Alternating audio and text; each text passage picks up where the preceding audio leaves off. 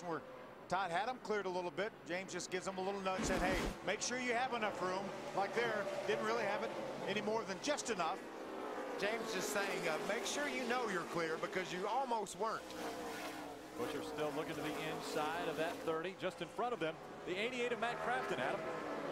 And he was running second when that caution came out, oh, I don't know, 30 laps or so ago. And now he finds himself in a situation where he's tighter in the early portion of the run. We'll see if it gets better as the run continues like it did on that first run of the night. But right now, Crafton's fourth and fighting a tight race truck. Adam, you're exactly right. That 88 of Matt Crafton got better and better as that first run wore on until they made their pit stop on lap number 86. Look at David Starr. He's driven up on the outside of James. James went to the bottom to try to get around Todd, but I could never get around the outside of him.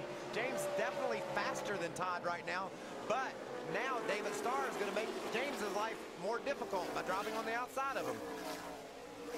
Top of line holding a steady line through the turn. James Buscher down to the bottom of the track. How about Dennis Setzer and Brad Sweet back here in the 92 and the 90? Yeah, no huge surprise for Dennis Setzer to have a top 10 run going right now, but with a new team. Great run for Ricky Benton's brand new team. And Brad Sweet, that team's been around Doug Stringer's team, the great Eclipse Toyota, and a super run for Brad Sweet here. Those are two of the 15 trucks that are on the lead lap racing inside the top 10. Is Setzer, Sweet right behind him in 11. Ron Hornaday, once he gets out front, he starts to check out. Now he's got 0.4 of a second over Johnny Sauter back in the second spot. Kyle Busch is running third, Crafton is fourth, and Todd Bodine in fifth. It's been typical short track racing, side by side, door to door, battling for positions all the way around the racetrack. That is ORP at its finest. The Camping World Destination Recreation Sweepstakes is back and better than ever. More prizes and more chances to win. To enter, see the complete prize descriptions and the official rules. Visit campingworld.com/racing. Hornaday under the lights at ORP now has almost a second lead over Johnny Sauter. Welcome back to the AAA Insurance 200 presented on Speed by the Expendables. A caution came out for debris in turn number 3, and a couple trucks came down pit road in your area, Adam. And a couple of pit stops under the caution. The most notable pole sitter, Timothy Peters, who's been fighting a tight condition. They felt like they had nothing to lose, so he came down at lap 120, 4 tires, fuel. They made a chassis adjustment, also pulled a spring rubber. So they feel like they have made some progress, and now they don't have to pit again. So perhaps this will cycle through into their favor. Mike Skinner also came in. They've been fighting a little bit of everything tonight. They made a track bar adjustment, topped off the fuel tank, but they took no tires in the 5 camp.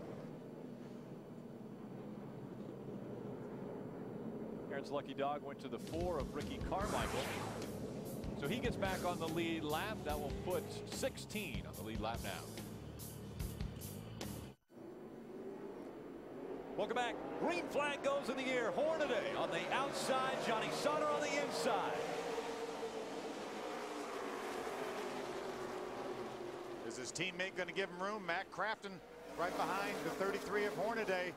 Teammates to Johnny Sauter in the 13. He does give him room. Johnny Sauter slides up the track, but the 88 of Matt Crafton throwing it in there pretty hard. Here comes the 18 of Kyle Busch on the bottom of the track now. He's got, Kyle got a little bit looser. He is able to get up in line in front of the 31 of James Buscher. Again, a couple trucks on the lead lap came on to pit road, one of those being the 17 of Timothy Peters. I don't know if these guys aren't done pitting, Phil. They've been on the pit road, got them 4 fresh tires with just around 80 laps to go. He might just stay out the rest of the way. I think he may too. I think we may see some other guys if we get a caution early enough. I don't think you want to pit if you're up front with 30 laps to go. If you get a caution maybe in another 20 laps, I think they may consider it if they feel like they can't win the race without an adjustment and some tires. I think the guys in front do come again, and that's going to give Peter some great track position. So great call by Jeff Hensley. They had to do something. They didn't have the truck to win with. They needed to mix it up, and that's exactly what they did. Ray. Michael, the guys on my end didn't pit at all on that last round there, and that's because they're saving sticker tires, and they really believe the tires are going to make a big difference. I leaned over and asked Kevin Harvick, are you guys done pitting? He said, absolutely not. win this thing even with 30 or 40 to go. Adam? And Ray, I wouldn't rule out the possibility that we'll see Timothy Peters back on pit road if a certain scenario plays out, but there is no question Jeff Hensley brought him in under caution at lap 20 to do exactly what Michael and Phil were talking about, get off strategy with some of the guys in front of them and hopes it all plays out in their favor.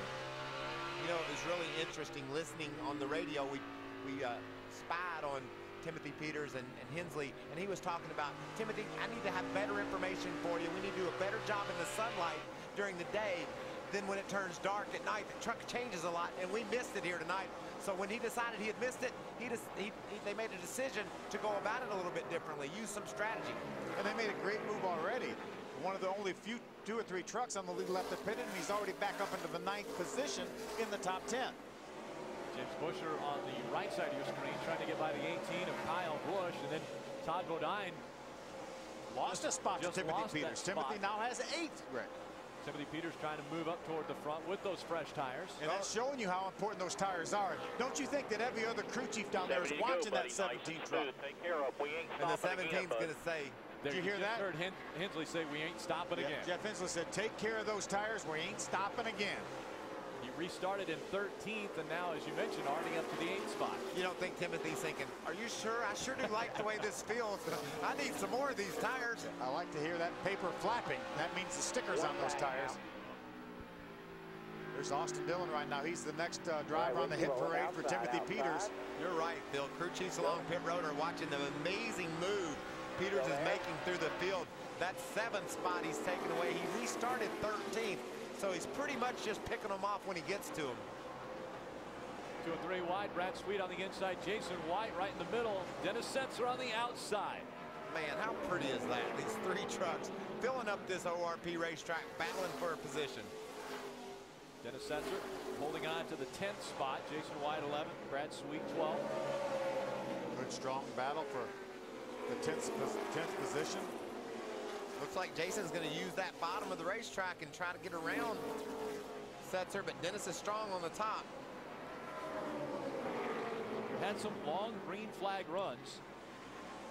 Now we have just 66 laps of racing to go as Hornaday out in front of Sauter by a half a second. Jason White, he's in the middle right now. There's a little bit of contact with Jason and Dennis Setzer. Remember, he had Brad Sweet to his inside. He's been persistent, hasn't he? Made a little contact with Dennis. Dennis is able to hold him off. And guys, while this is going on, Timothy Peters has got another position up to the 6th spot. This is a battle for 4th right here. 18 of Kyle Busch has it. James Busher running 5th. And behind them, the 17 of Timothy Peters. He's headed their way. Man, but if the caution flies, all these guys that haven't pitted are going to come in and get those same kind of tires that Timothy's got right now, and he's going to be in trouble. Well, know that Timothy right now only has about 15 green flag laps on those tires. So if a caution flag were to come out now, I don't think he would be in a huge disadvantage. Timothy Peters' last lap was a 1/10 of a second faster than Ron Hornaday, who is out in front of this field, not battling with the lap traffic yet. Well, I'm telling you, I would be terrified with if this race goes much beyond lap 165, lap 170, just about be terrified to give up that track position. Yeah, but the way that Timothy has moved through these guys in such a quick fashion with only a few number of trucks that are on the lead lap, I want those tires. I want to make a move with 2025 if I have to.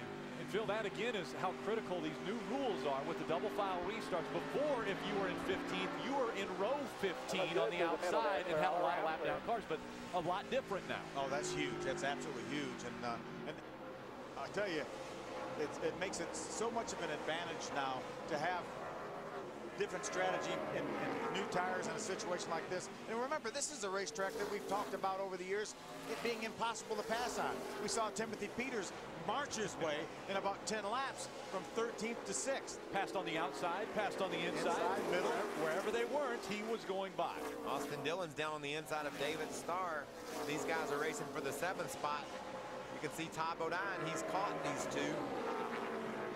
Ron Hornaday has almost a second lead over Johnny Sauter. Then it's Matt Kraft and his teammate just behind him. Kyle Busch is running 4th. James Busher in the 5th spot. Timothy Peters, David Starr, Austin Dillon,